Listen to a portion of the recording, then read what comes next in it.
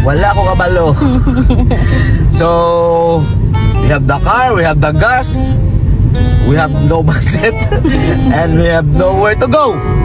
So, umayong good day mga kababano. I'm back again, oh yeah. Today is Sunday and it's gala time. Ubani na po ko ninyo mga kababano sa among unplanned laag-laag no. Puyog na ko ang akong pinalangga. So among first stop over mga kababano kay Anshel Gasoline Station located at Banizel, General Santos City, Philippines. So nag-stop mi diri mga kababano tungod kay mamalit mi og mga drinks and chicheria kay para among balunon sa among paglaag-laag no. Pero sa tinuod lang mga kababano no, wajud mi kabalo aso mi mga to. So na-amaze lang ko mga kababa no. Kay first time na ko nakakita na maligyan na ni dugpod ang 7-Eleven. So akong giabrihan ang rep, aron mo punet. Pero akong gipili kanang drinks na di ko makaigip. So big shout out diyan no sa crew diyan sa 7-Eleven sa Banis. Buutan kayo og smiling face mga kababa. Tungod sa iyang kabuutan mga kababa no, napadaghan akong palit. Imbis na matama lang akong budget, pagawas na kong 7-Eleven, daghan ron kong nabitbit. Aw, uhaha. Diri na part mga kababa no, ako sa nang i-prepare akong gipamalit. Yung kanina akong tiyan, pero tinadyong pagkaipit. O big shout out no sa kapitan sa Barangay Banisil,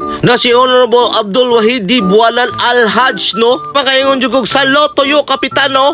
Tungod ni Mukap, ni Asinso ang Banisil. Oh yeah! So karong umabutay na eleksyon, ayaw nyo kalimte. Si Honorable Abdul Wahid D. Bualan Al-Hajj no, running for City Councilor. Oh yeah! So let's go back in the trouble.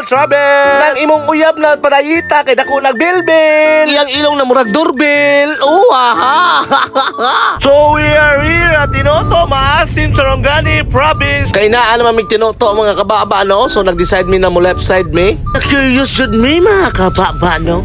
Kay kahastang daghanam day beach resort diri sa Tinoto, Maasim, Sarangani Province. Pero be aware na mga kababa no, kay naay beach resort diri. Dili sila mudawat og walk-in kung dili ka mo renta og cottage. So sa way duha-duha mga kababa no, evacuate. Kay kung mobayad tag cottage, masig ma-out of budget. So big shout out dahil no sa GML Beach Resort. Next time mga idol, dira na pod mi sunod. Pero aware lang mo mga kababa no, before mo musunod. Your tires and mga brake mga kababa no, kay medyo ubos-ubos yun ni diri o rough road pa jud. So among gi-check ning bagong resort diri no, K-Tot. Og mali akong pronunciation sa ilahang pangalan sa beach no, ay mo ka-all comment down below para atong makorek. Oh yeah.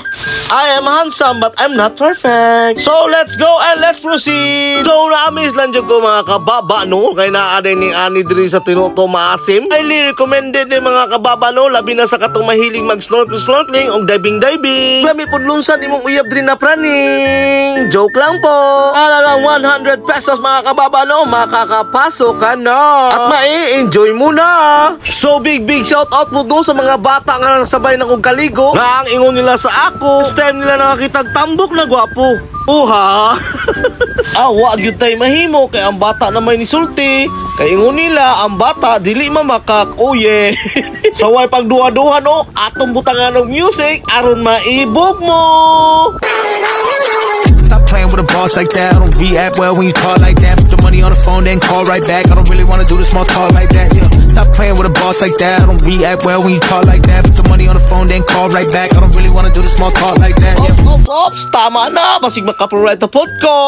Back to the story. Oh yeah. Kung sa tanang gusto maka-experience no, bisitahan lang ang K-Tot Beach Resort na located at Tinoto, Sarangani Province, Philippines. Oh yeah. Irilantan siguro ko to mga kababa no. Salamat sa pagtanaw. Kung kayo mong kalimot, follow, like, and share. Babao!